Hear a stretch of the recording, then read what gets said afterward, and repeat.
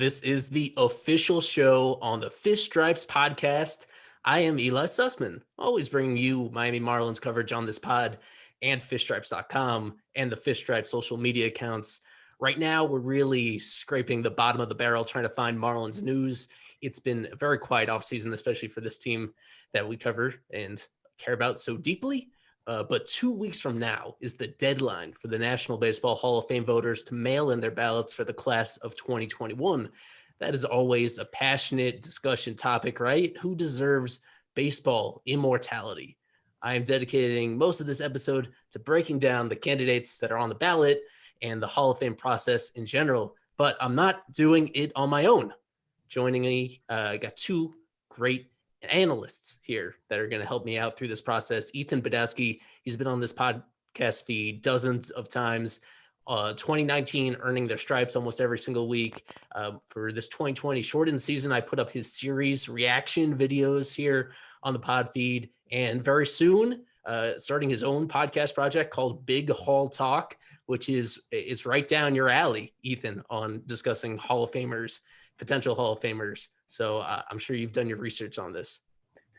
Yeah, it's funny. I had to do a podcast. I had to create a pilot for a class this year, and I had this idea.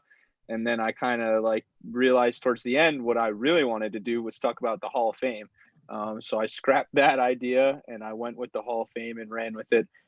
So I'm going to have my pilot coming soon, and then, we'll see where it goes from there. Hopefully going to be going kind of case by case. So yeah, I'm really excited to be here and talk about one of my favorite topics.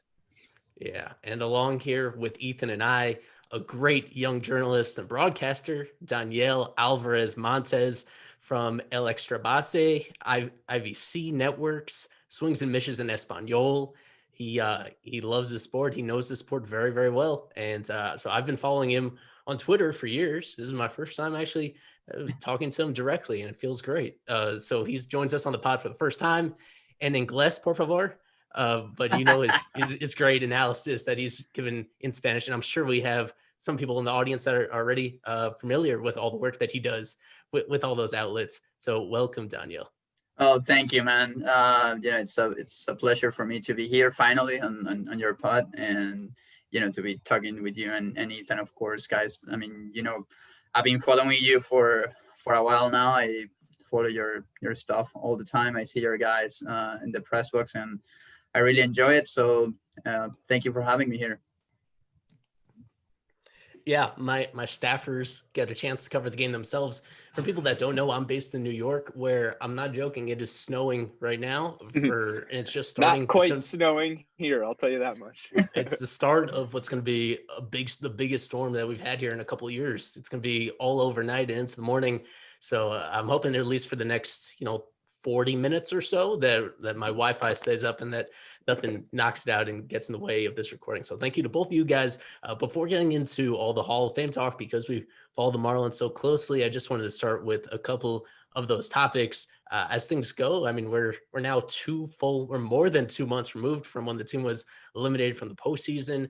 And we're a full week removed from the end of, the quote unquote winter meetings, or the time when the winter meetings usually occur. And the team looks pretty similar to what it did at the end of last year. And not that that's a terrible thing, because I mean, the way that last season went, I think anybody would consider it a success, especially given the adversity that they faced with the COVID outbreak.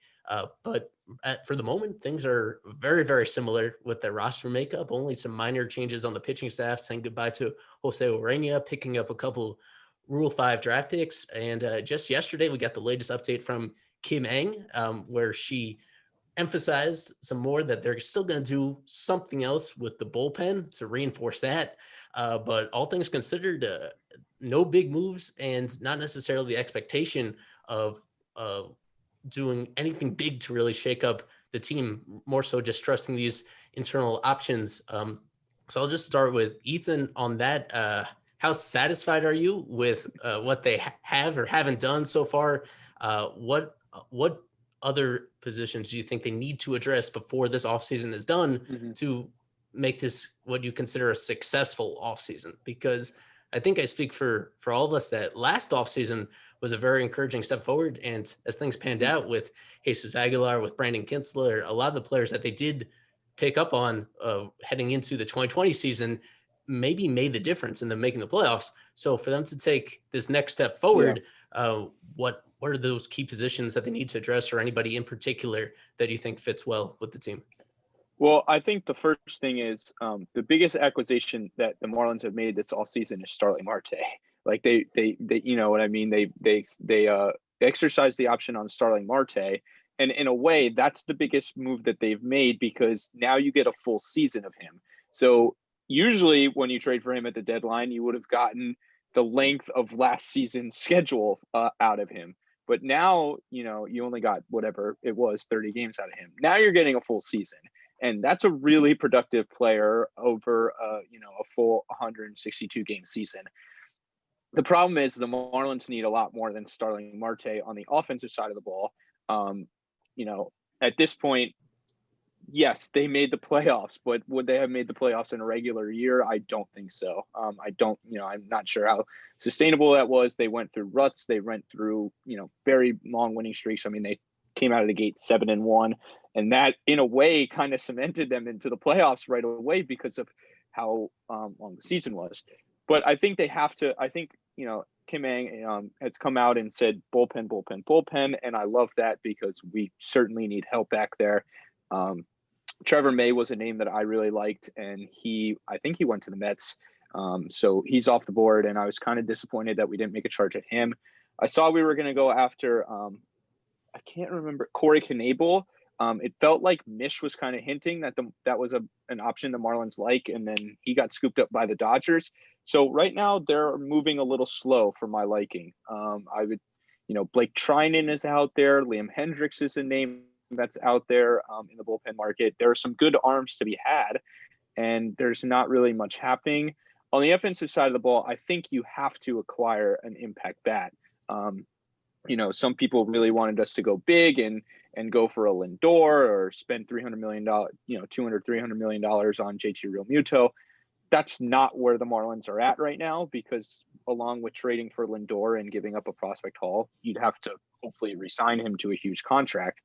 So I don't think that's where the Marlins are at, but James McCann is a really nice name. And he got scooped up. You let him go to the division rival. So I would like to see them make an acquisition at catcher to either help Jorge Alfaro or to make Alfaro the backup option, because I'm not sure how I feel about his offensive productivity and potential right now. So I would like to see them, go out and sign a bat that will help jumpstart the offense, because, you know, Ang talked about getting a full season out of Corey Dickerson, which I think could be good. But is that enough to, you know, keep you in the playoff race? I'm not sure. So maybe a couple more arms and a bat is where I'd like to see them go. Well, I feel the same way, just like you, Ethan, because first of all, I think the first group of guys that know that, I think the Marlins feel that in a 162 game season, it was very difficult to make the playoffs with that roster. I think they feel the same way. So I'm not quite sure how competitive they're going to be next year.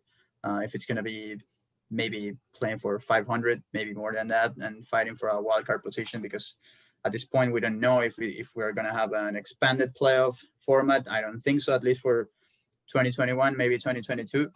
But definitely you have to improve in you know, pitching, hitting. You need more than one bat, maybe more than Starling Marte.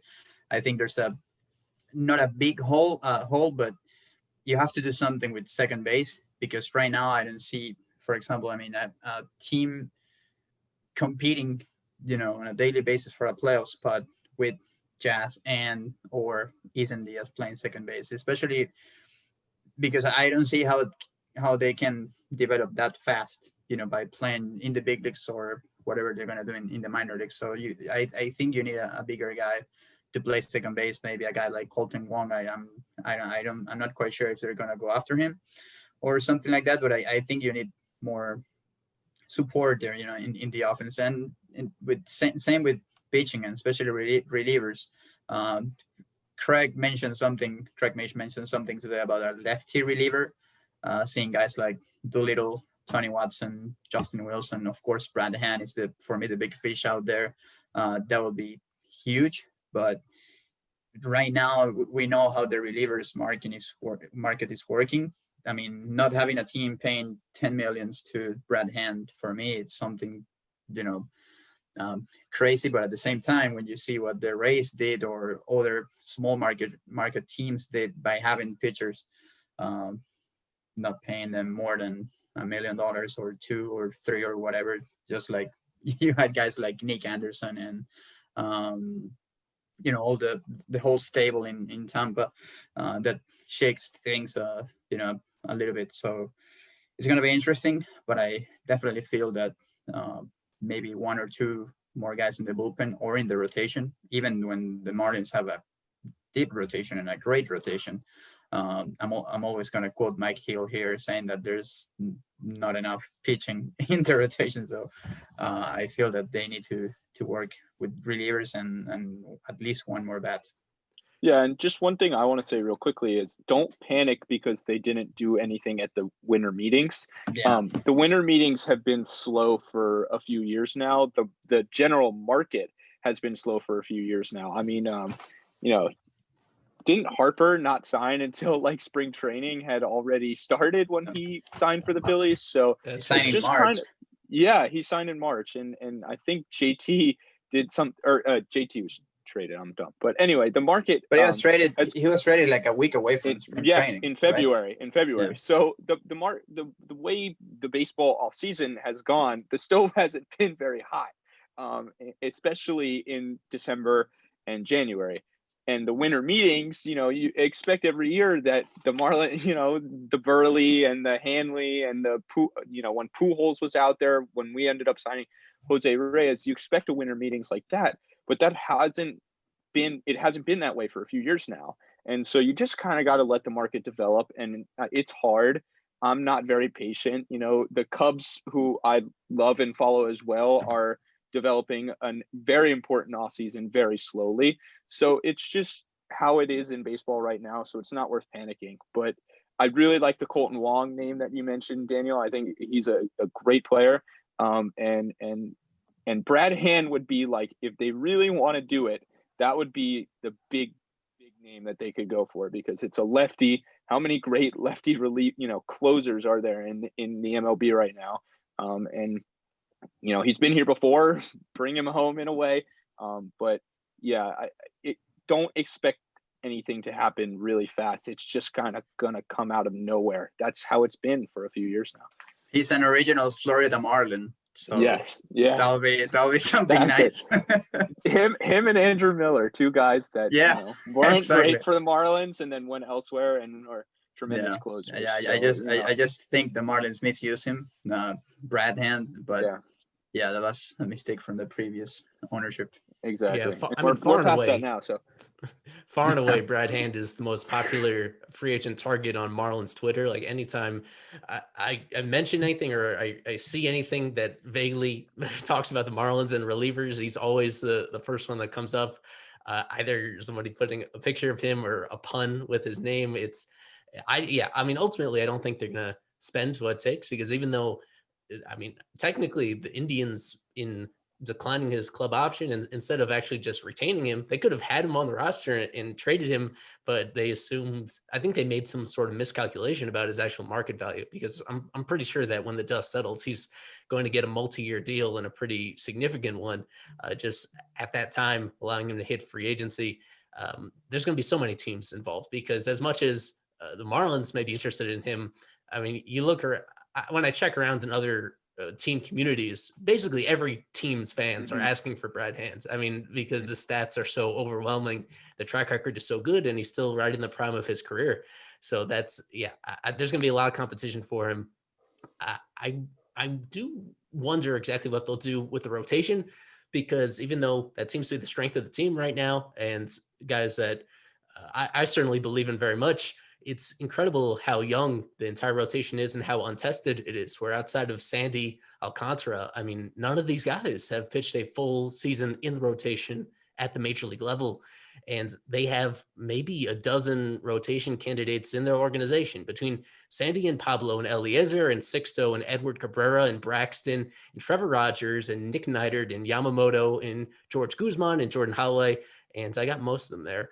Daniel Castano, all those guys, very intriguing, but they're all inexperienced at the major league level. So I really do expect at some point, maybe not a guaranteed major league deal to somebody because their roster is very tight right now. It's hard. It's just hard to add players without subtracting. I think that they are going to bring in some sort of veteran pitcher on a minor league deal, someone that if they make the roster, then they have significant incentives to go along with that.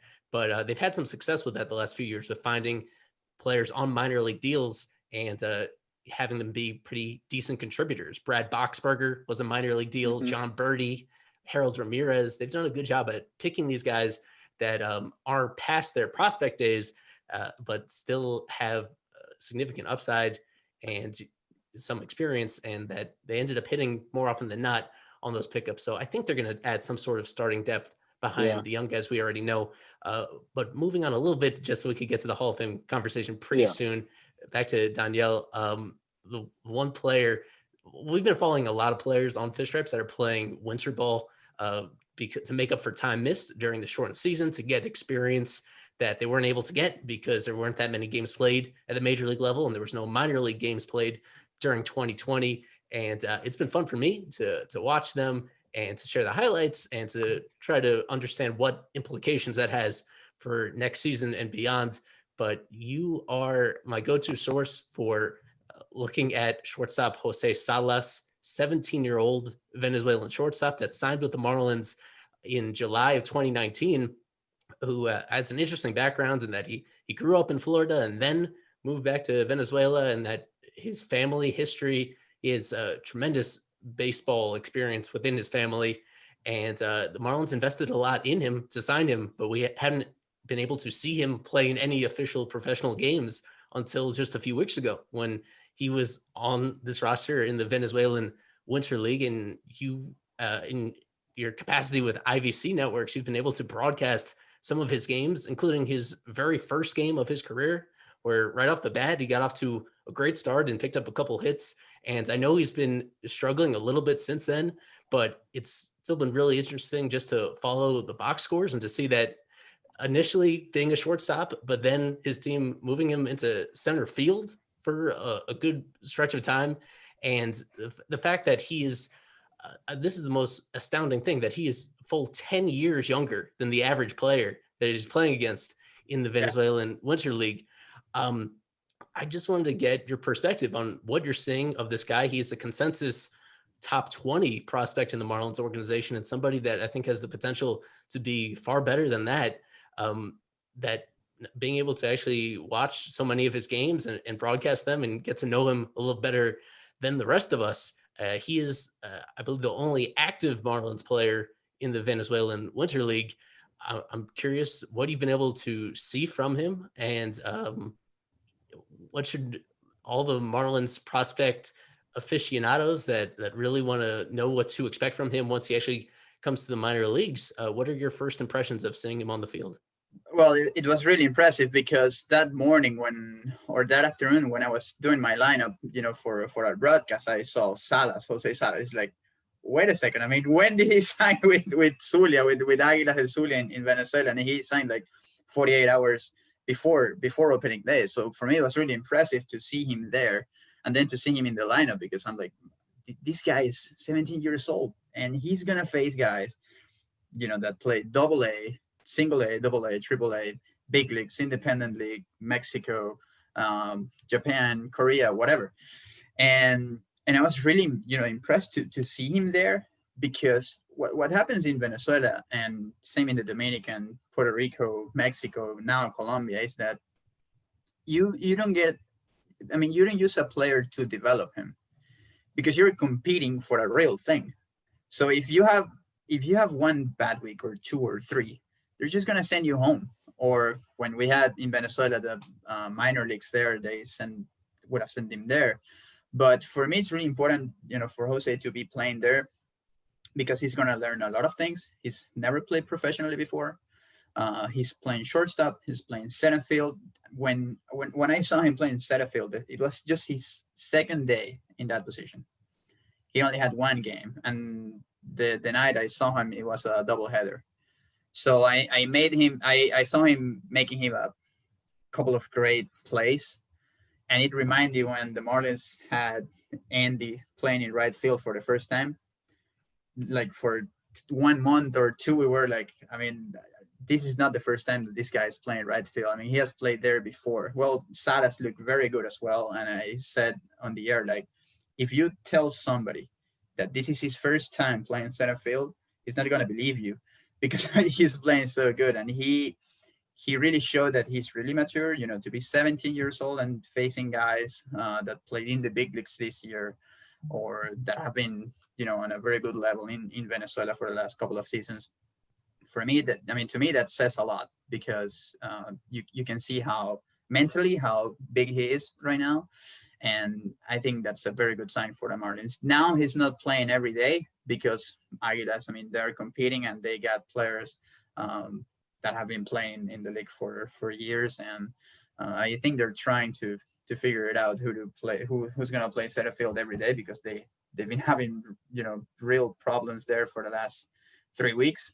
But it's going to be interesting, because whenever he gets the chance to be back at shortstop or center field or hitting 7, 8, or 9, he's going to do okay, because I mean he's very mature right now. So just my one question for you is, you know, I try not to take too much into results because they're, you know, overmatched and stuff, and it's the same way when the guys from the minors came up and played this year. You know, they were kind of forced into action, and I really just want to see, because eventually the ball's going to land if they're doing the right things. So, you know, what have you seen from his approach at the plate that's impressed you, and what do you see that makes him a good prospect for the Marlins?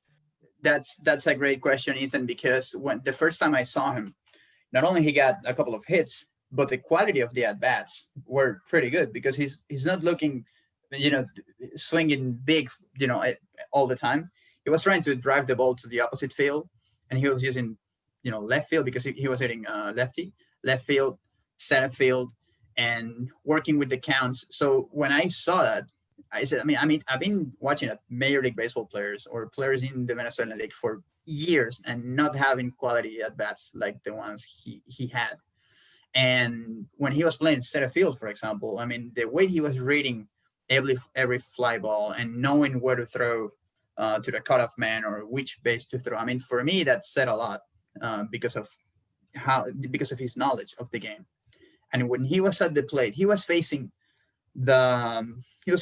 Nestor Molina, and then he was facing, I think it was Raúl Rivero. Both of them have been pitchers of the year in Venezuela, and right now they are at the top of their game. And when I saw the quality of the at-bats that he had, that really impressed me. And I said, okay, I mean, this kid could be really good because of how mature he is. That's awesome. Yeah, that's great to hear. Very exciting for Marlins fans, for sure. Yeah, for sure. If I saw that correctly, isn't old friends Henderson Alvarez pitching in the league this year? I think they actually faced each other. I think there was one game where Zulia faced whatever team Alvarez is on.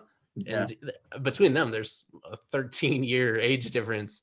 So that's no hitter. That's no hitter holder, no hitter thrower. Henderson Alvarez to you, Eli. Exactly. Yeah, exactly. He faced Jose. We had technical problems that night, so we didn't.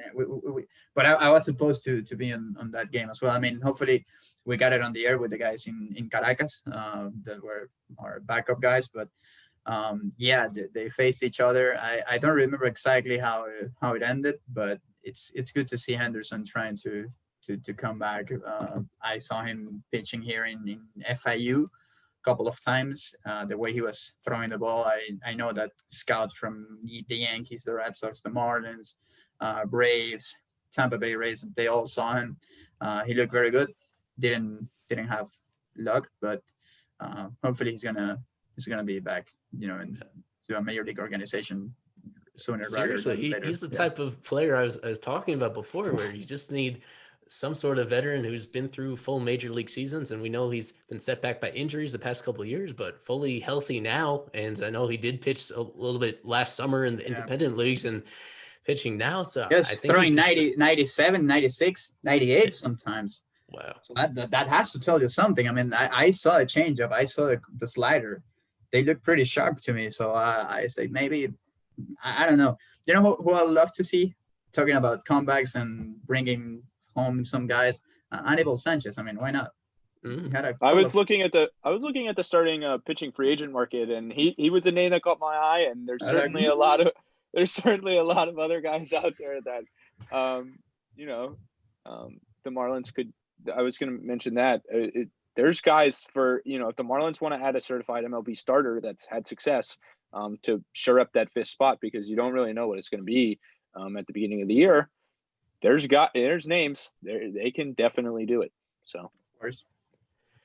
Both with Anibal and with Henderson at the very top of their game, there was short windows there where there were some of the best starters in all of Major League Baseball. I mean, I think Anibal won an ERA title in the American League. And we know, I mean, a lot of people don't know how good Henderson was those first couple full seasons in the majors, but he was incredibly consistent for the Marlins. He won the ERA title the same weekend Henderson threw a no-hitter. Right. It was against Detroit, right? Last series of the season. Yeah, and I think he pitched on no-hitter was Friday. Against Detroit, yes. Yeah, exactly. So, I mean, he won the ERA title, and then Henderson did magic. Well, from that, a couple players that had great peaks for the Marlins and against the Marlins, we transition to the Hall of Fame conversation. I believe there are officially 25 players on the ballot this year for the class of 2021. Most fans know the rules that, like it or not, limited to voting for 10 players on this ballot in a given year. Voting goes to the Baseball Writers Association of America. I think at this point, there's about 400 something writers that are active voters involved in this. And if you guys aren't already familiar, there is this ballot tracker from Ryan Thibodeau on Twitter that he's been running the last handful of years to keep track of exactly how the voting is going, because ballots went out to voters about a month ago. And shortly after that, writers started to submit their ballots, and we have an early taste at what that voting is looking like. But the reason why we're recording this subject now is to make a last plea to some of the other voters out there that have a say in this election. And I mean, hopefully the three of us have a say in the election some years down the road as part of the voting process. But for right now, this is about making the case for some of the deserving players that are on the ballot, where for years and years, there was this big backlog of talented players that were kept out by changing standards, by the questions about performance enhancing drugs. And some of those concerns still apply, but it's a fascinating conversation every year because Baseball Hall of Fame has been around for so long, and the process has always been very unique. And this is a very heated discussion topic. And I know both of you have given a lot of thought into the players on the ballot this year, which is why we wanted to hear from both of you, the players that you would be selecting if you were in a position to select. And this is where I pull up my fancy graphic that I was able to get a ballot template from Ryan Thibodeau, who does the tracking. And we're going to fill this out here right in front of people so that they can see exactly who we are selecting to fill out the Hall of Fame if we had to vote here in the class of 2021. This is Daniel's blank ballot here with 10 checks that we can plug in next to the players' names. And we have the same one for Ethan right here. If that's showing up for you guys, you can see the blank ballot we have here. Perfect. And then at the end of the show, I'm going to make my picks as well. I'm going to defer mostly to the two of you, what you know about the Hall of Fame. So we're going to go back and forth with just one player at a time, just quickly mentioning what makes that player deserving of induction into Cooperstown. And we'll see exactly where we match up and the kind of disagreements we have as well. So without further ado, we'll start with Ethan, just picking any one player that you want to start with on this ballot that you think is deserving of going into the Hall this year. Well, I am a guy. I'm a big Hall guy. I don't see any reason to keep guys out just for an exclusivity factor. If a guy had a career worthy of the Hall of Fame, I don't care how many of them are on the ballot. I'm limited to 10, so I'll vote for 10. There are actually 11 this year that I would vote for. I'll just go in alphabetical order, and actually, by starting in alphabetical order, I start with the biggest one, the most important one, the greatest player to ever play the game, put on a uniform. It's Barry Bonds. There is no Hall of Fame. It is not legitimate. I saw what happened with the X there. You need an X that big for how passionate I am about Barry Bonds' Hall of Fame case. Until Barry Bonds is in the Hall of Fame, what are we doing? This guy, let me pull up some numbers here. I mean, he is, like I said, far and away just the greatest player to ever play the game. I understand that there are people that have the PEDs that they're not going to, put in any steroids, guys, but I don't see it that way. It's just kind of, that's what the game was back then. And Bonds was a Hall of Famer without it anyway. He has the 4th highest OPS all time. He has the 3rd highest weighted runs created plus of all time, the 2nd highest WAR of all time behind Babe Ruth. He's the home run king. He's the only member of the 500 home run, 500 stolen bases club. He has the most walks of all time, and that's like Gretzky style lead over the rest of the pack. His walk percentage is 8 points higher than his K percentage. And when he was blackballed from the league in his final year in 2007, he was 40 something years old, and he had an OPS over 1,000, which is just absurd. 14 All-Stars, 7 MVPs, 12 sluggers, 8 gold gloves, which you wouldn't think that Barry Bonds has 8 gold gloves because of what he became later in his career, but he was a speed defense guy early in his career with the Pirates, and even when he was with the Giants. That's more gold gloves than Larry Walker had. It's the same amount as Scott Rolen, who we'll talk about later, and it's only 1 less than Yadier Molina, who's considered the best defensive player at one of the most important defensive positions. So, like I said, there is no Hall of Fame until Barry Bonds is in it. Put his name down, put an X next to it, because he has to be on there, and until and I hope it seems like he might be able to squeeze in next year if he gets upwards towards like 65% this year. Larry Walker made a huge jump like that. A Hall of Famer now, and a guy that should have been a Hall of Famer a long time ago. But Barry has to be in. It's just how it is. So that's where I'll start. And I know, Daniel, that you are going to vote for him too. You sent over ahead of time the 10 players that you picked. So with your permission, I'll move the X on your 100%. Ballot to him as well. But we'll go to you with, unless you have anything to add on Barry, just any other player that you want to go to among your 10 that you think man, what Ethan said about Barry, it's 100% true. And I know that, the discussion with the PEDs and all that stuff, it's hard for me to say no to such a dominant career as Barry's. I mean, when you speak about dominance, for me, that's Barry Bonds. Same thing with Roger Clemens. But yeah, I'm going to go with, in alphabetical order, with El Come Dulce, Bobby Abreu, now a Phillies Wall of Fame member. I have to go with Bobby. I mean, I think we are overlooking what his career was and his number as well. And when I look, deep into his numbers and what he did with the Phillies when he was at the top of his game, I mean, it's something crazy. And you start seeing him compared to guys like even Bonds, but Ichiro, Sosa, Walker, Helton. I mean, guys that were on their prime too in that same era. And I see him, and he was, pretty complete as a player. And because he was doing basically everything, hitting, running, defensively. I think he was unlucky maybe because when he was playing for the Phillies never had a great team, and that great ride for for the Phillies in 08, 09, 2010 started when they traded Bobby.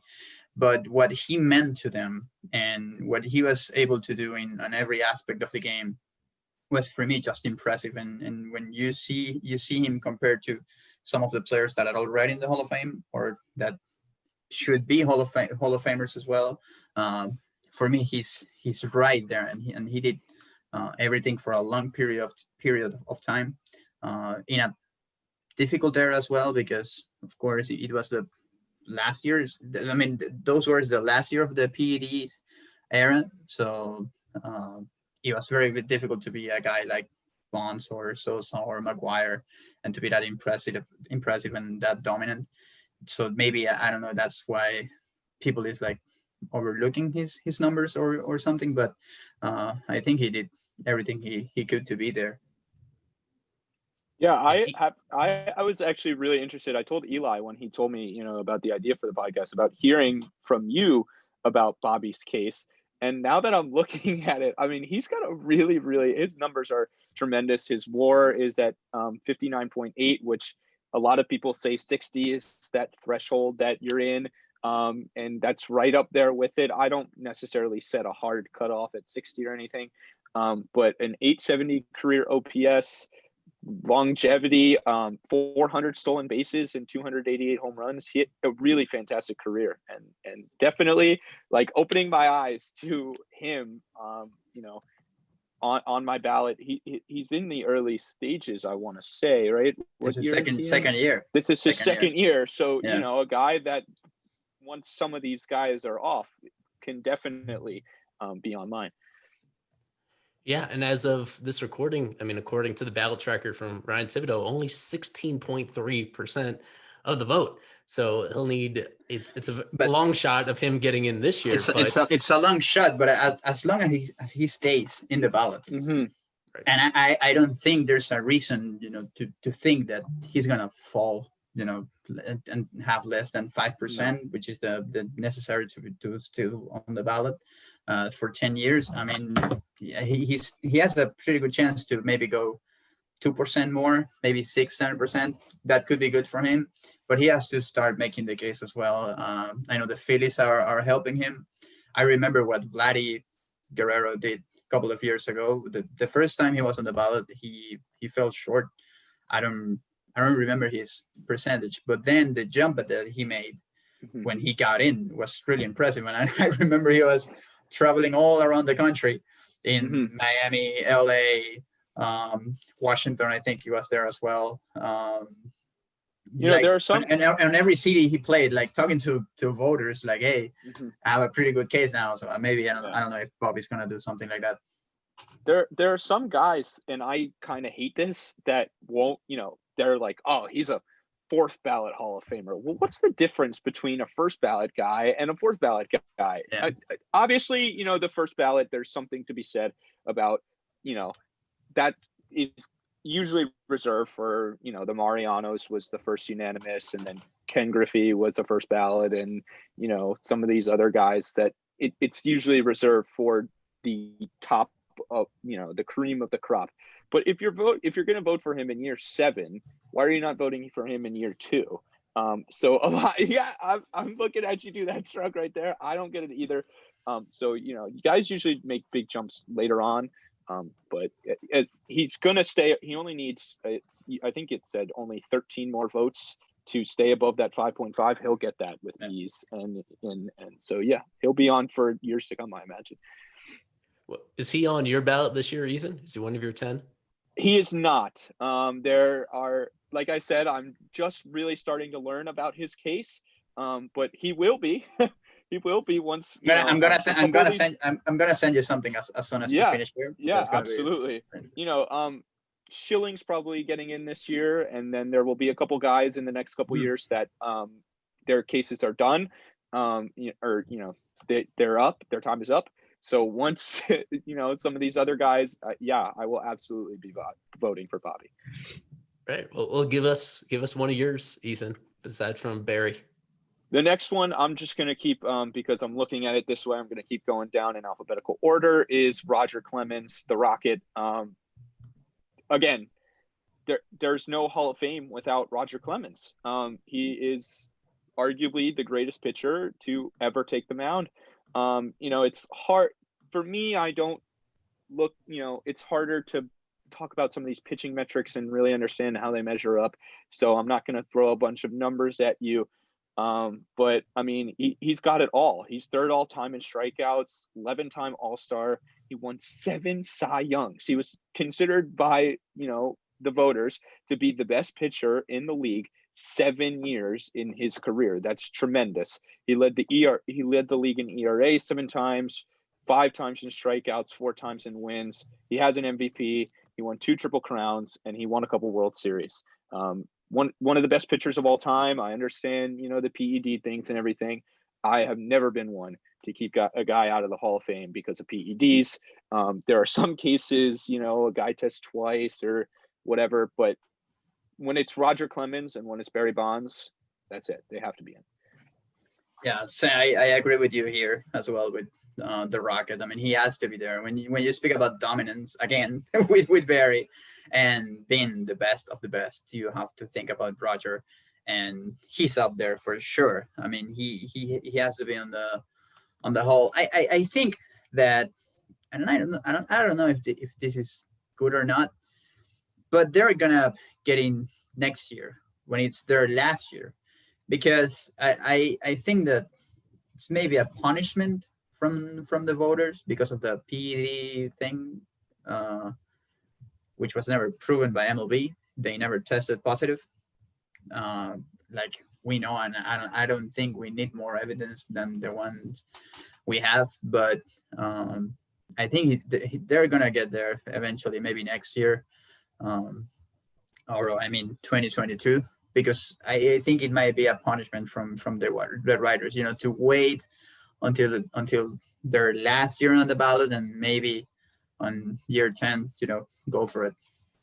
Again, yeah. And again, that's another thing that I really don't like is saying Me neither. I'm gonna keep you out because of like why? If you think I'm a Hall of Famer, vote for me. That's it. Yeah, exactly. It really kind of pisses me off. And if they get to that 64, 65, which I think is where they're hanging out right now, if they get to that 64, 65 percentage, an 11-point jump, especially if a lot of those voters, like you said, which I think some of them will, just wait until that 10th ballot, they'll make a, Larry jumped like, I can't even, he was at like 59 or 60 something. So if they're hanging around where they need a 10 to 11-point jump, they have a good shot next year.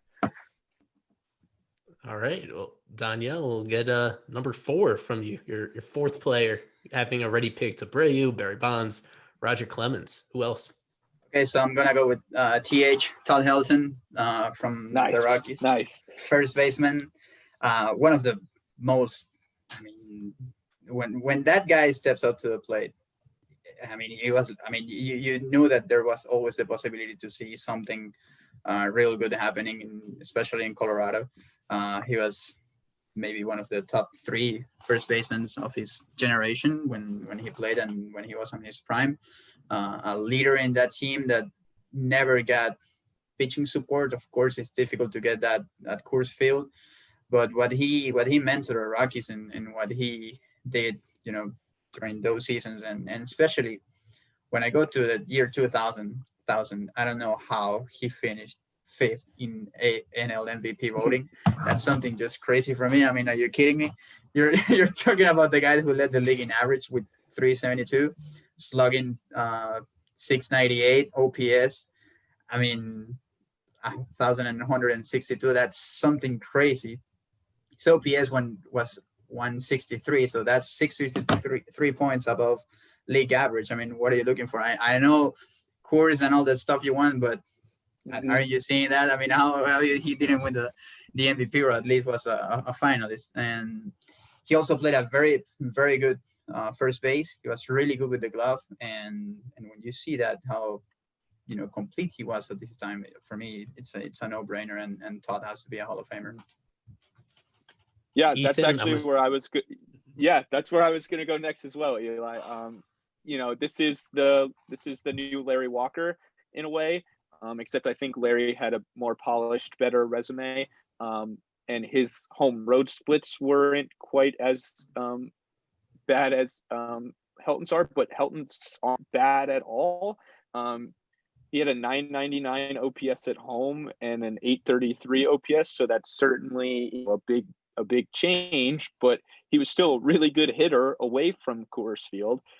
He had a 121 rated runs created plus, which I believe is park adjusted. So a very good hitter. 953 career OPS, 132 weighted runs created plus, 55 WAR. 3-time Gold Glover, 4-time Silver Slugger. So he did it on both sides of the plate. And until Pujols came in, probably the best first baseman in the National League, and was on track to be, the best first baseman in the National League in his era, until that guy in St. Louis joined the league. So this is another one, he's going to be held out because of the ballpark thing. And I think that's the MLB chose to have a team in Colorado, not Larry Walker, not Todd Helton. So they shouldn't be punished for that. Todd Helton's got a more deserving career of being in the Hall of Fame. It's not one of the, not the strongest case on the ballot like Barry is, but it's a very strong one. And it's one that I feel is certainly warranted. Yeah. Well, I'll mention it a little later, how I feel about Helton. He's one that I wiggled back and forth on him, being a couple years older than you guys, having watched a little bit more of his career. And it's tricky because I feel like at the time he was underappreciated. And it's always a factor when possible. I think sometimes we don't have quite the perspective we'd want on some of these older players, not remembering them. But he was a guy that, despite the undisputable dominant numbers that he put up during his prime, I felt that he wasn't top of mind for me watching him live as a baseball fan, for reasons outside of his control, of course, with the Rockies just not being very good at all any year until they broke through, made the World Series in 2007. And then by that point, he was already probably past his peak. So he was, that's why it's going to be fascinating journey for him on the ballot. He's doing pretty solidly on the voting so far. I think receiving over half of the support on the publicly known ballots, like 53%, where again, this year it's going to be tough for him to get in, but he's on that trajectory that usually when players receive this much support and still have a little while to go with their eligibility, they usually get over that hump. Moving right along. No, well, okay, yeah. So one last word on him. I just had one more point to make about Helton, and it's the Rockies guys. You don't often think of them as great fielders, and certainly Helton, playing first base, and he was a big power guy. 3 Gold Gloves is really good. It shows he did it all around. So it's definitely a fascinating case. And those Rockies, when Arenado comes up eventually, which I'm sure he'll be on a ballot down the line, he'll be another guy that's, very interesting. And Larry went all the way to the end. So this will be one that will be drawn out. But yeah, there are two sides to every argument, and except Barry Bonds, but there are two sides to every argument, and this one is certainly fascinating. Yeah, keep moving down your ballot. Give us the next player that you'd vote for, Ethan. Me or Ethan? All right. So next, I'll go. I'll go. So the next I'm going to go to Andruw Jones. Yes. And this is not one of the stronger cases on the ballot. If I were a small hall guy and I really wanted to only go for 4 or 5, maybe this one wouldn't be on there. But basically, it comes down to this. He's arguably the best defensive center fielder since Willie Mays, and he hit 450 home runs in his career. So the reason that a lot of guys will argue against him is his career didn't last very long. He was kind of derailed. His career was kind of derailed by injuries. For a lot of his career, he was a relatively average hitter, and his batting average, I think, is only 254 lifetime. Let me just check and make sure. But that is pretty much argument against him. Yeah, only a 254 hitter lifetime, 111 weighted runs created plus, but a 67 WAR.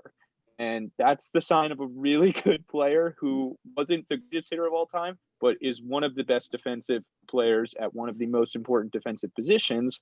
And one of the key parts of I guess you wouldn't say a dynasty because they only won one World Series, but a powerhouse in the 90s. That team ran the 90s, especially in the National League East and in the National League. And he was a huge part of it. Andruw Jones was a terror when I was a kid. Him and Chipper were a terror. And like I said, that combination of exceptional, top-notch defense.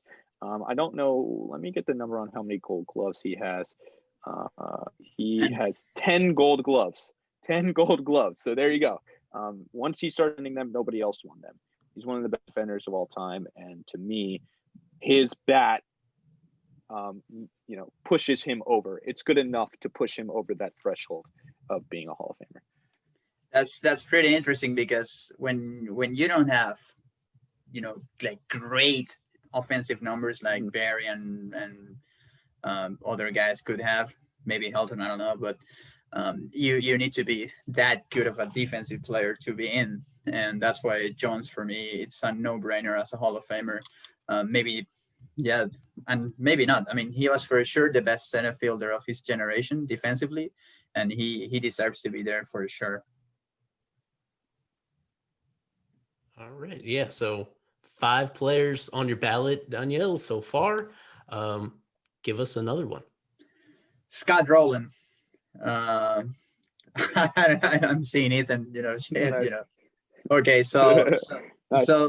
yeah, so when you think about Nolan Arenado right now, I mean, for me, he's a new era Scott Rolen. I mean, of course, Nolan is, of course, an MVP type caliber player every single year, but Scott was just, again, so dominant at his position, playing third base, one of the best in the business to ever do it. He was also a really good offensive player, more than great offensive player. Yeah, great offensive player, exactly. I mean, for his position, to be a guy with 70.1 WAR, that's a lot. I mean, of course, what Ethan said, 60 maybe is like not the key, but at least like a base for players to get in the Hall of Fame. To be 10 points over that, it's really good. And yeah, when we look at his career, as a Rookie of the Year, 7-time All-Star, 8 Gold Gloves. 2006 World Series, he was very important for those Cardinals in 06 and 04. He was a great leader on that team. The combination he had with Pujols and Jim Edmonds, rookie Yadi Molina, Larry Walker in 04 as well when he went there in the middle of the season. I mean, that was something great, and I think that Scott as well deserves to be in the Hall. And when I see a guy like Jones, and I don't like to do this too much, but when I say, okay, for me, Andruw Jones deserves to be there, I look at guys like Rolen. I mean, they had pretty similar careers, and for me, of course, he deserves to be there as well. So I am in on Rolen, and I'm going to hit 2 birds with 1 stone right here. I'm going to do Jeff Kent as well, because when you talk about these guys, you have to talk about them together a little bit because they're almost the same offensive player. They have the same exact OPS in their careers. They're both 855 OPS guys, and Kent has a 123 weighted runs created plus, and Rolen has a 122 weighted runs created plus. Jeff Kent is the greatest power hitting second baseman ever, and I think that is worthy of something. That's something we should recognize. Every position is different. And I think that you kind of have to weigh a guy out of their position. And if he's one of the best at his position ever, he should be in. So Kent is, again, there, sometimes guys talk about the Hall of Fame versus the Hall of Very Good. And when I draw my line between the Hall of Fame and the Hall of Very Good, Jeff Kent is just above it. And then Torrey Hunter, who we just passed, is just below it. So Jeff Kent had a very nice career. 56 WAR. He won an MVP. Like I said, a very, very good offensive player. His downfall was on the defense, which is where Rolen comes in and really cements himself as a Hall of Famer because he's Jeff Kent if he were an elite defender. I think Rolen, I mentioned earlier, has 8 Gold Gloves. That's the same amount as Barry Bonds. He's got 69.9 Fangraphs WAR, higher than my king Larry Walker. So, and that 70 is usually if there's an auto, 70 is pretty much auto. So I don't know how he doesn't get more respect. When I looked at Scott Rolen's case, when my buddy mentioned a few years ago to me that he has a really strong case, I was blown away. I knew he was a great player, but I didn't realize he was this good. I think he's surefire. And you talked about a guy on the Cardinals teams, Jim Edmonds. I just want to give him a shout out. He should still be on the ballot. Yeah. And the fact that he isn't makes me very angry. But Scott Rolen, like you said, Danielle, a huge part of the 06 World Champions and those Cardinal teams, and the Phillies as well. Great on the Phillies. So yeah, Kent the Phillies and are Rolen, to me. Yeah, the Phillies are making a campaign to with Bobby and Scott and I mean they have to do it. Yep. And if you have Kent, you have to have Rolen, but it's not the other way around. Yeah. Yeah, Rolen now 4th year of eligibility. His first year, he only got about 12% of the vote. This year, currently at 55.8. So the perception on him has changed pretty quickly. I mean, some of that is also about the ballot being less congested. You know, some of those, that backlog finally getting off where multiple Hall of Famers got elected the past few years. So yeah, finally getting his time. 3 years from now, it's going to be really interesting with Scott. Yeah, exactly. Where it's this year will be tough. He'll need to be on 77% of the unknown ballots. And, but if not, then it moves over to next year. So at this point, both of you guys picked out 6 players on your ballot. I know. So we'll move on to number 7 for Daniel. All right. So, okay, if you could show the ballot. Well, yeah. Hold on a second, to make sure I'm not messing something up. But yeah, for number 7, okay, I see it now. Okay, greatest pitcher in playoffs history, Curt Schilling. I know, I mean, and one of the greatest, maybe not the greatest, but one of the greatest pitchers to pitch in the playoffs, and also had a really good career, but a really good career that was not as good as maybe Clemens or Randy Johnson or Pedro Martinez guys. He had to, fight for a Cy Young or something like that, but he was pretty dominant as well. And what he showed in October with the Diamondbacks and then with the Red Sox and that 04 season with the bloody sock and the injury he had, for me, is something amazing to look at these numbers and what he represented to each of those teams. I know about his comments on Instagram and Periscope and the way he thinks about life.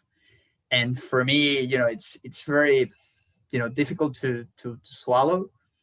But at the same time, of course, Hall of Fame should be, and it is about integrity. When we have a guy like Ty Cobb on the Hall of Fame, or guys like that played at the beginning of the century, of the last century, for me, it's like, I mean, whatever. I mean, he has to be there. He was just such a great player, such a great pitcher. Yeah, I'll get to Schilling in a second. My next vote is, I'm gonna try and stick in alphabetical order here. Is a teammate of Schilling's in that World Series, and it's Manny Ramirez. And this is one of the more complicated PED cases because he was suspended twice. I have said that I won't be voting for Robbie Cano because he was suspended twice, but Manny's got a much better case than Robbie Cano does. One of the greatest hitters of our generation. I think people don't really realize just how good. Let's look at these numbers here. 66.3 WAR. That's really good. 996 career OPS. 153 weighted runs created plus. 12-time All-Star. 9-time Silver Slugger. World Series MVP. Was a huge part of that curse-breaking run in 04 for the Red Sox. Great player. The numbers certainly line up. The defensive side is lacking, but I value offense. I value both. And we'll talk about that in a case down the line. I know you know which one, Danielle, but I value offense a little more, just because of the way it contributes to winning ball games. And because of that, I think when you have a great hitter as great as Manny, he can't. He's got to be on there. So Manny the thing for me, one positive test. Okay, yes. I can live with that. But two, and the way he. Yes. And the way he left baseball in 2012 after testing the second time, not being able to come back and to say goodbye on a high note, for me was really disappointing. I was kind of expecting more from Manny on that side. Yes. I was not expecting him to go out and hit 35 home runs or have an MVP type season. No, but at least get out in a give us something. Give me something. At least give me an apologize for something. Well, I should mention. We need to point out that he hasn't said goodbye yet. He is not done yet. No, he's playing in Australia. He's still playing. That's amazing. His Wikipedia profile. Didn't he sign like a couple of years back in Japan for like free sushi or something like that? Yes.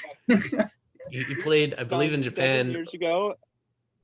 And now he's in Australia. So that season's about to get started. And that's another thing is it's longevity. He played forever. But I absolutely see what you're saying, Danielle. Because yes, two times is very different than one.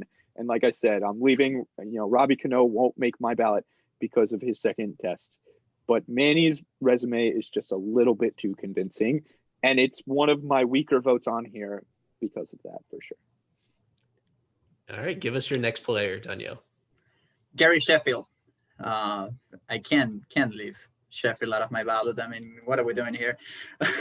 500 at 509 home runs, 292 batting average. I'm not a big batting average guy, but OPS over 900, OPS plus, 140, and fear every time you face a guy like Sheffield. And I as a kid, I loved when I was watching games on TV with my grandfather, and always caught my attention, the stance, the way he was moving the bodies, like, why is he doing that? And I remember him telling me he's doing that because he's very strong, and power is something very attractive, when you see a baseball player, and you saw the dominance of Gary during his time. It's something unbelievable, because he was not only a home run hitter, he was a really complete player, a complete hitter, and that's something that has a lot of value to me. Also 9-time All-Star, 5-time Silver Slugger, World Series in '97.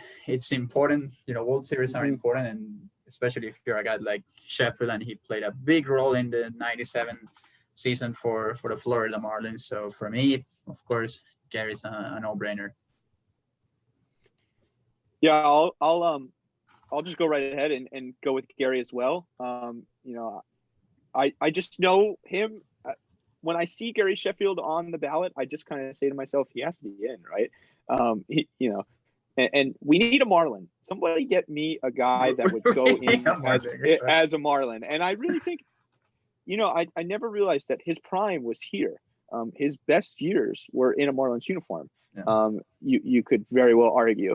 So a tremendous hitter. Some people will say his defense was really, really, really terrible. One of, arguably, down up there on this ballot in would be one of maybe the worst defenders in the Hall of Fame. But again, that offense is just too good. One of the best hitters of his generation, and yeah, Sheffield. And then I'll catch up officially, and Schilling is on mine as well. It's hard because of, again, the way he thinks, like Danielle mentioned, but he's one of the probably 20 greatest pitchers of all time. Danielle said maybe the best playoff pitcher ever, won World Series with a couple teams, and he's too good. And the Hall of Fame voters are not the character police. We're not here to keep you out because of I want to judge you based on what you did on the baseball field, and that's what it should be. And it's as upsetting as it is, because I disagree with him in so many facets about so many of the things that he said. And I really just think of him, it's hard, but at the end of the day, he is what he is, and he's on my ballot. It's hard because he's still like that. I mean, yes, he's not changing, or he's not apologizing. I mean, he doesn't care at all. If anything, he's only gotten worse since he dropped, he did it at ESPN, and then he just kind of said, "This is who I am," and I don't feel bad about it. And he's laid it on the line for us, and there are people that have taken him off the ballot. I'm not one of those people. Yeah, me neither. Yeah, we'll go back to Danielle with your final two. Well, one at a time. Filling out this ballot, you have Abreu, Bonds, Clemens, Helton, Andruw Jones, Scott Rolen, Schilling, Sheffield, and next up, and maybe the best left-handed reliever pitcher of all time, Billy Wagner. If Trevor Hoffman is in the Hall of Fame, I know he does not have as many saves as Trevor, but he was as good as Trevor, maybe better than Trevor, probably most more effective than him, and he was just great for a good number of seasons. I mean, to be playing there for 16 seasons and being pretty dominant as a reliever. I mean, when you had a guy like Wagner in the 7th, 8th, or 9th inning, you knew that it was going to be really difficult to come back and to do him some damage. And basically that's what he showed during his career. He was a 7-time All-Star, which is pretty interesting because he seems like when he had maybe a down season, he came back for more and was really great. And for me, he has to be there. I mean, when I see him compared to, of course, guys like Mariano, Trevor, K-Rod, Lee Smith, I mean, for me, he has to be there. Yeah, when he debuted on the ballot 6 years ago, only 10% of the vote, and he's gaining votes. Another one like Scott Rolen that has gained a lot. I mean, currently pacing at 44%, and maybe he ends up a little bit lower than that as this process lays out. But yeah, so still another 4 years left of eligibility after this year. My final vote here is right there, Billy Wagner. I think Danielle said it best. Relievers have to be a part of the Hall of Fame. They're a huge part of the game. You can't keep them out just because you only pitch an inning at a time or whatever it is. I just don't see how you can do it. I think you can limit the number of relievers and kind of, raise the standard. But is there a higher standard than Billy Wagner, especially from the left side of the mound? He's the best left-handed reliever of all time. When I tell you that the best left-handed reliever of all time isn't in the Hall of Fame, doesn't that sound a bit ridiculous? So Billy Wagner, he's got the 9th highest K per 9 of all time, a 2.31 ERA, a 2.73 WHIP. Out of guys aren't retired yet, he's second behind Rob Dibble. And yeah, like I said, you have to have the best left-handed reliever in baseball ever in the Hall of Fame. It's just how it has to be. I think we should open a wing for pinch hitters and utility guys or something. But this is, you have to have relievers. It's a key part of the game. It's such a key part of the game. Yeah.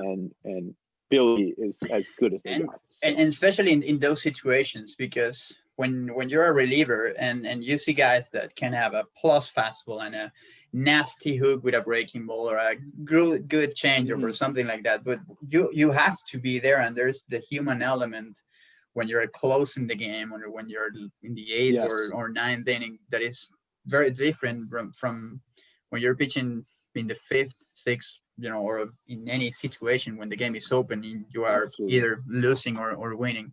And you had the confidence all the time that when he was there, he was going to get you 3 outs or 4 or 5 or whatever you needed. And that's why, for me, Billy's a Hall of Famer. And now we finish up with your 10th and final pick, Danielle, now that Ethan has filled his out. A couple minor disagreements between you guys, but okay, on the same page with Barry and Roger Clemens and Helton and Jones and Rolen, Schilling, Sheffield, Wagner. I mean, a lot in common. I see who you saved for last. I think I know, and I know that we agree on maybe 80% of our ballots, which is awesome. But this 20%, and especially this 10%, that's gonna be huge right here. Of course, Omar Vizquel maybe after Ozzie Smith, the greatest defensive shortstop of his generation. And where do you start with Vizquel?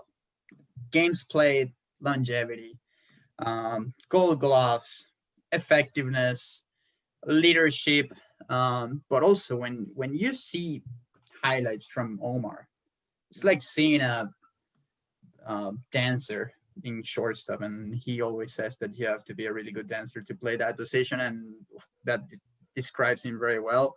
And it's something that you just can see and see that magic over second base. That was just amazing how maybe ahead of everybody he was mentally in the game, and being such an intelligent player, a smart player. His baseball IQ was pretty high, and also when you see the numbers, of course the offensive numbers are not great, and I agree with that. I mean, you played for 24 years and you didn't even get to 3,000 hits. That's maybe tells you something. But he was not there because of his offense. He was there because he was a good ass defender, and he, for me, he deserves to be there. I know that there's a situation now off the field, and it applies the same thing with Schilling and his comments. I know that he was accused of domestic violence. The thing is that in my position, it's pretty difficult because not only I'm Venezuelan, but I've been knowing Omar for years. My mom went to high school with him 40 years ago.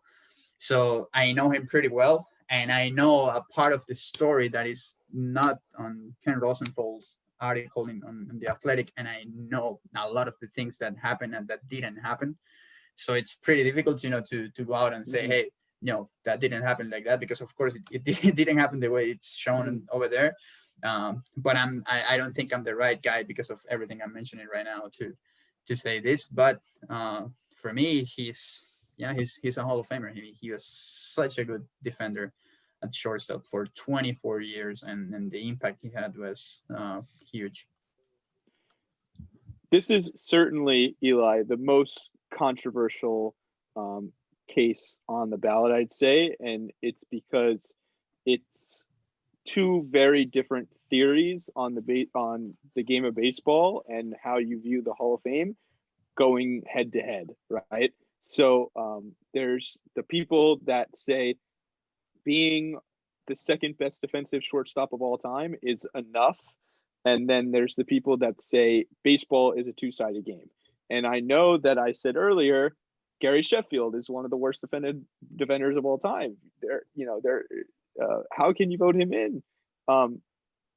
I value offense a little more in terms of the way that it gets you into the Hall of Fame.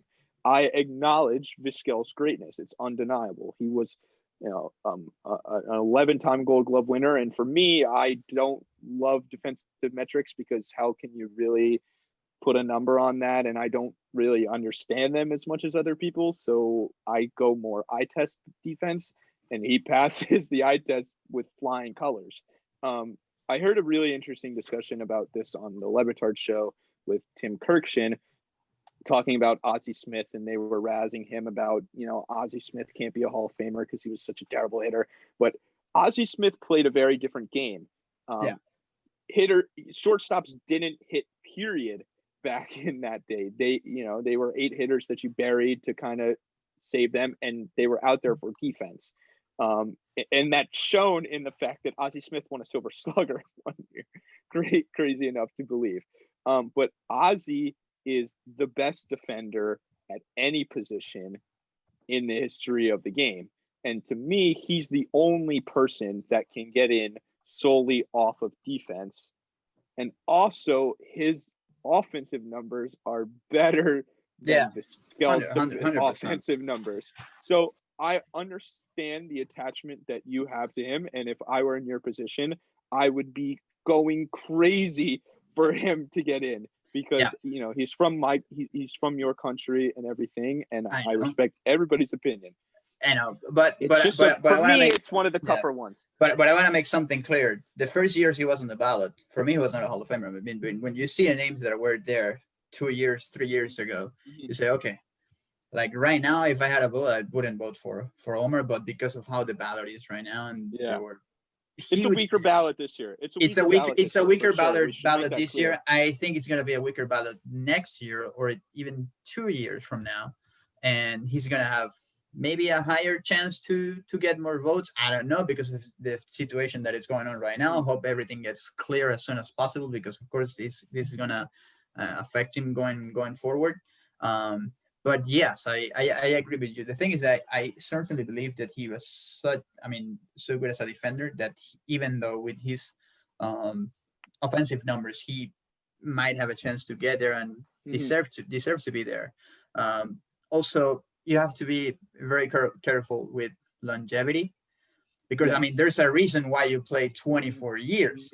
But that's when crazy. Was the? I mean, in those, to play 24 years, to be doing something for 24 years, it's unbelievable. But to be playing in the big leagues for 24 years, man, that tells you a lot. The thing is that how many of those years were great or good, at least good for Omar? 17, 16? Maybe 18 years, because what I remember the most about Omar in 2012 with the Blue Jays and the Rangers, the White Sox, last part of his career. I remember him with the Giants. With the Giants, exactly. With the Giants. Those were not elite years for Vizquel, of course, not being 38, 40, 42, 45. I think he played until he was 45. Of course, it's pretty difficult, but at the same time, it tells you about his discipline and how he was getting on his business every single day, to play that much of a time. So that tells you something about Omar.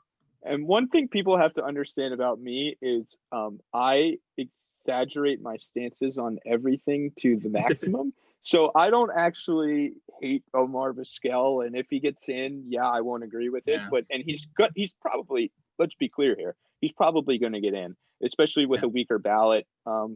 Weaker ballots coming down the line, like you said. This year, I don't know if anybody's going to get in. Schilling's got the best shot, I don't think so. And he might not even make it. So with weaker ballots coming, I think Omar's going to get in. And when he does, what am I going to do? I don't have a vote. I should have a vote. Give Ethan a vote, by the way. But anyway, I think. Yes, there are certainly, if you look at the game one way, like I said, if you look at it one way and if you look at it a different way, you have two very different opinions clashing on Vizquel. And that's what makes it fun, because it's such a clash of styles of the game. It's the old way to play where shortstops didn't have to hit, and it's the new wave of Fernando Tatis, Trevor Story, and guys watching the guys now, Correa, and seeing this and saying, a 688 OPS, really? Like, you couldn't muster up anything more from shortstop? But again, the defense is undeniable. One of the best defenders of all time. And totally, I understand his case for sure. Yeah. And I think, to close this out on my side, there are enough arguments for Vizquel to get in, as much as there are enough arguments to Vizquel to not get in the Hall of Fame. So that's why it's such a tricky case to evaluate. Yeah, and here in all its beauty, the ballots filled out for Danielle and for Ethan as well. I'm going to take little screenshots of these and post them on the Twitter feed as well, so that people can actually see them instead of just you guys behind the scenes. Where's yours?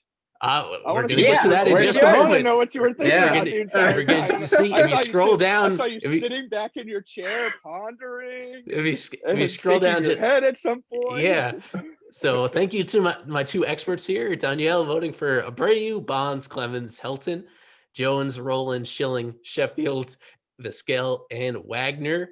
Ethan voting for Bonds, Clemens, Helton, Jones, Kent, Manny Ramirez, Rolen, Schilling, Sheffield, and Wagner. And me also voting for 10 players, 9 who we've already discussed: Abreu, Bonds, Clemens, Helton, Andruw Jones, Wagner from Manny the New Yorker. Ramirez, Wow. Rolen, Schilling, Sheffield, and Sammy Sosa. I don't know how we didn't mention Sammy Sosa, who aside from Bonds is the next highest home run hitter on the ballot this year. He was, I mean, he was really the co-face of all of baseball for several years there, alongside Mark McGwire in the late 90s, early 2000s. McGwire has since fallen off the ballot, and Sosa is pretty close to falling off the ballot too. Actually, let me just check right now to see how many years of eligibility he has left. He has one more after this year. And you know what? I said that Sosa is my honorable mention because I want to prioritize other guys on the ballot. But all of a sudden, I'm realizing that's flawed logic because he needs the most help. Yeah, but Sosa, it's not looking good for him. He has an amazing case though. Pacing at about 21% this year. Again, with only one more year coming up after this year. Suspicions about him in performance-enhancing drugs. If you follow his career arc, it's very unusual. The fact that he was a very ordinary player deep into his 20s with the White Sox, came over to the Cubs, and things really took off. But in his prime, I mean, his peak was incredible. It wasn't just that one home run chase in 98. There was 2 other seasons where he was over 60 home runs. 186 weighted runs created plus in 2001. Yes. Yeah. Even if you adjust for the era, he was one of the most dominant overall players, but and certainly on the short list of most dominant hitters of that era. He's had a strange post-baseball career that I feel like has worked against him, and the fact that he hasn't really been directly involved with the team, and his breakup with the Cubs. I mean, it's sad. Ethan, it's you might, that's something that gets my attention. That why he's so outside of baseball. Like nobody's looking at him. I don't know much about the situation, to be honest with you. I know, that. Not to say that I haven't always loved the Cubs, but they haven't been, my number one team my entire life. But once I really, really started getting into them, once I visited Wrigley, all these Cubs fans have always been mad about the fact that Sosa has never had a welcome back. He's never really been acknowledged by the team. So I don't know the full situation, to be honest with you. But I mean, he's a tremendous baseball player. And I think there is something to be said, for an intangible thing, a non-number, which is what you talked about, Eli, the 98 home run race and being the face of being an icon. There's something about Griffey, an icon of the game, Sheffield, that batting stance. There's something to be said for what these guys do for the game. And Sosa is certainly one of them in terms of what him and McGwire did. And if you look at that 2001 season, I cannot imagine how he didn't win the MVP until I looked up who won the MVP that year. And of course, it was Barry Bonds. So, but he had a 71 home runs is enough. 71, 73, something like that. Oh, that was in 01, wasn't it? Yeah. So that makes sense. But I mean, like he's a fantastic baseball player, and it's a shame that he's probably not going to make it, and that the Cubs fans have been calling for him to get a welcome back forever. To close this out, and of course we've gone about twice as long as I planned to. This happens every single time I record a podcast with people, but to tie it back to the Marlins, because there are a lot of Marlins fans listening to this, Sheffield being the one guy on the ballot who spent a significant chunk of his career with the Marlins. If he does get in, probably not this year, but if he does get in before his eligibility expires, he may go in with a Marlins cap. He did move around to a handful of different teams, but you can make the case they were his primary team, had a couple of his best years, and won the World Series with them. If he does not get in, who do we think is going to be that first Marlin in the Hall of Fame. As things stands, they do not have any players in Cooperstown that have a Marlins cap that played for the Marlins as their primary team. The franchise came into the majors the same year as the Rockies. The Rockies finally got their guy last year in Larry Walker. Who do you think, if it's not Sheffield, who do you think is the one that finally breaks that drought? Because if it's not him, we're going to be waiting a while right now. I was going to say Sixto. But, man, I don't think Giancarlo, I don't know if he's going to have the last part of his career is going to be worthy of a Hall of Fame. Maybe G, but I don't know. I'm not quite sure, especially knowing how. And if it is, does he even go? Does he go in with a Marlins cap, or does he go in with a Yankees cap? Because you would have to say that he won an MVP with the Marlins. Yelich, give me a break. There's no chance. But he won an MVP with the Marlins. But the years that springboard him, he's not a surefire Hall of Famer yet. There are guys in the league right now that are already surefire Hall of Famers that if they were traded, they would still, DeGrom would go in with a Yankees cap, and Scherzer would go in probably with a Nationals cap at this point. But were G's years with the Marlins the years that got him into the Hall of Fame, or would it be considered that his years with the Yankees got him into the Hall of Fame? It's the same thing for Sheffield. I would like to think that he would go in with a Marlins cap, because if you look at it, his 4 best years or so were probably the years he spent with the Marlins.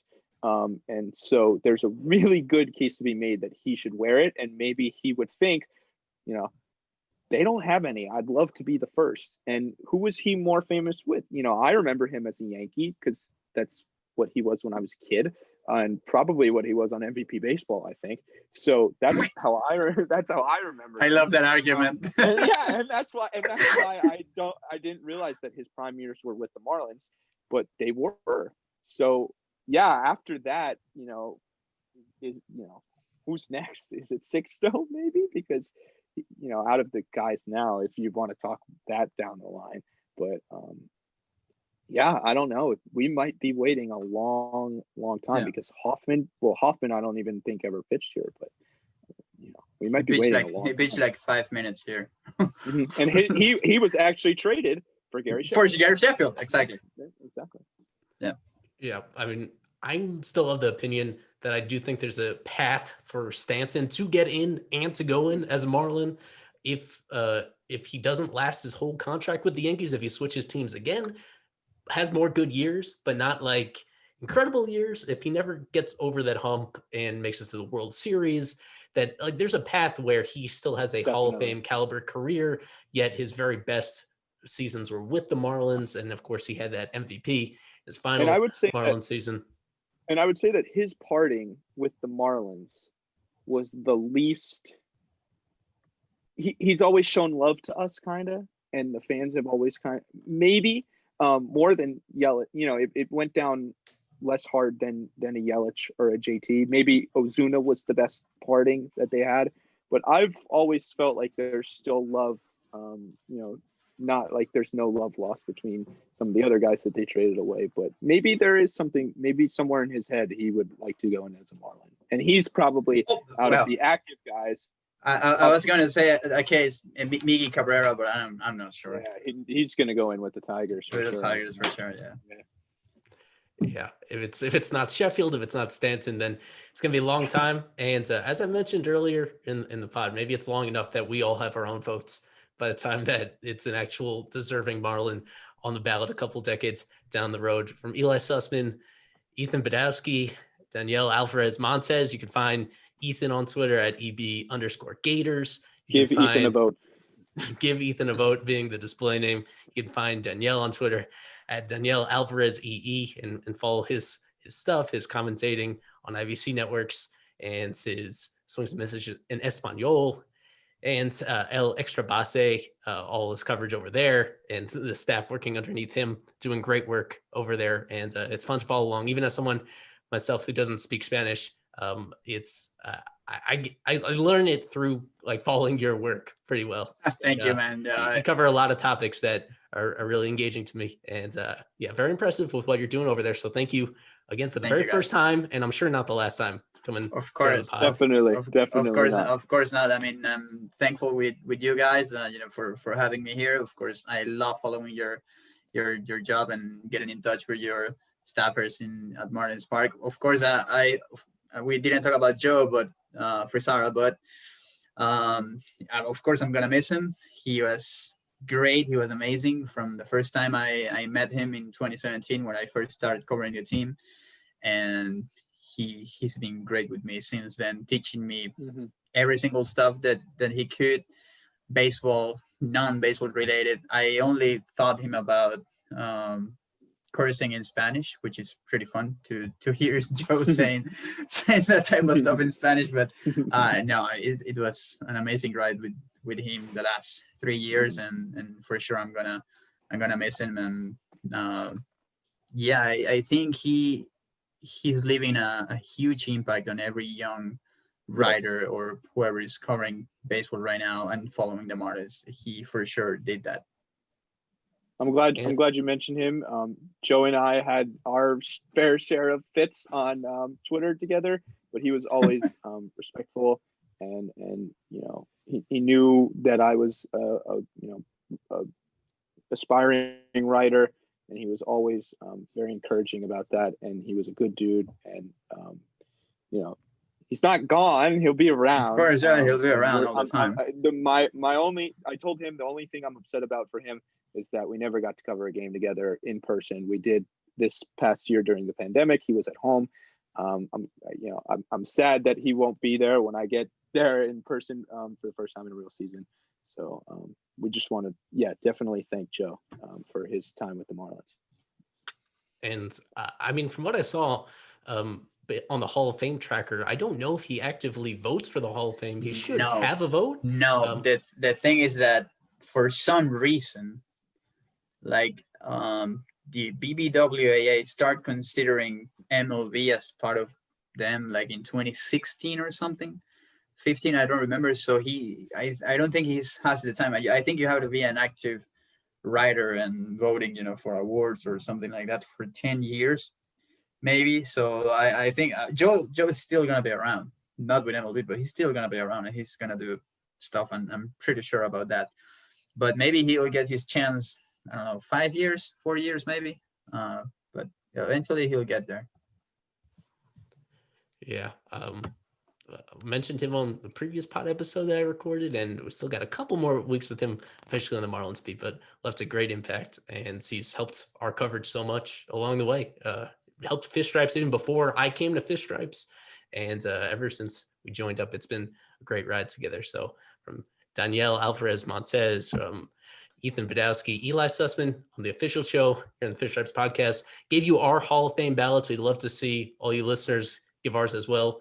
When you see this on Twitter or on our website, we want to hear how you would use your votes this year. Because in real life, there's that risk that nobody actually gets voted in this year, which is going to be very awkward. But regardless, the ceremony next summer is going to include the players that were voted in the class of 2020, which includes Marlins CEO Derek Jeter. So regardless, that induction ceremony is going to be and my king Larry Walker and Larry Walker, who's a Hall of Famer. Don't forget Larry Walker, who's a Hall of Famer. Yeah, no matter what happens with this latest round of voting, that ceremony is going to be a must watch for both Larry Walker and Jeter and whoever else joins them. Thank you for listening to the official show. Follow our coverage on Fish Stripes and all our associated platforms. And I'll probably have another pod coming up with you guys before the new year. So thanks to my guys for joining us. And as always, go Fish.